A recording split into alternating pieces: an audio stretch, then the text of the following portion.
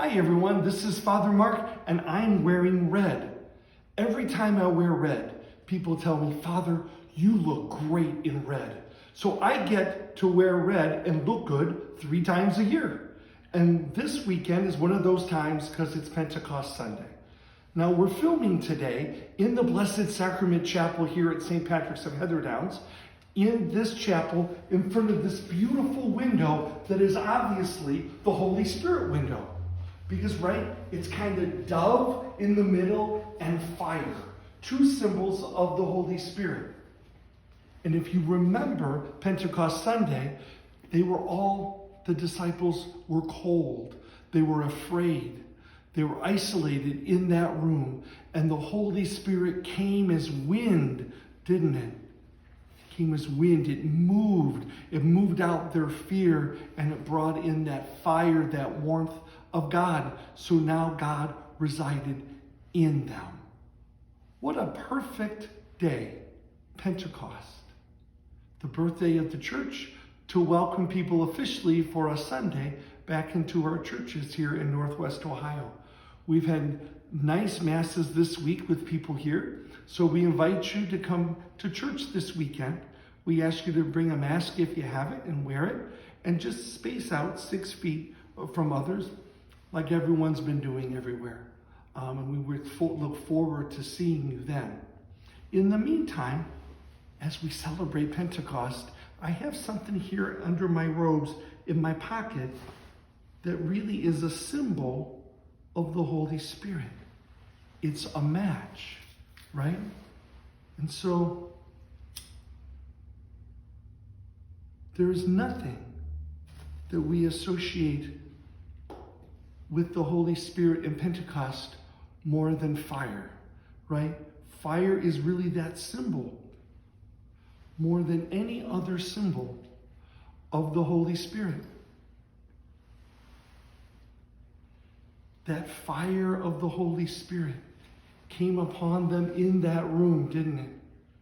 And it warmed them up. And what's interesting is, through that Spirit, God was now in them. Jesus was not just with them. He's now literally in them. And with that Spirit in them, when they spoke, people of other languages understood them. Now, on that first day, it was a miracle. They spoke other languages. But wouldn't it be a miracle if people in our lives understood us? If we spoke each other's languages? It just might be generations or political parties or orientations. But how cool would it be if we could speak each other's languages? The Feast of Pentecost reminds us that God's Spirit is in us.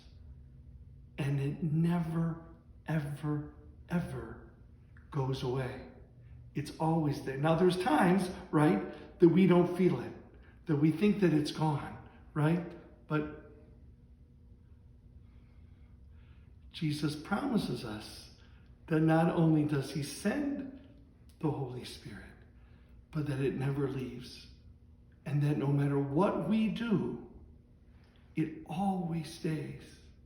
So as you're watching this video, if you feel distant from God, remember, God's still there. It's you that's distant, because that Holy Spirit is always, always with us. And there's nothing ever that we can do to make it go away forever. So on this Pentecost Sunday, we invite people back to church. And if you're uncomfortable coming to church, please stay home. We'll pray for you. The bishops have dispensed us from holy obligation for Sunday Mass indefinitely. Don't worry, but know that Jesus is still with you. And he's in you, right?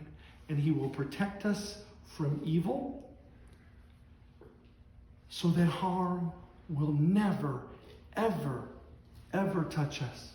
And God will protect us from evil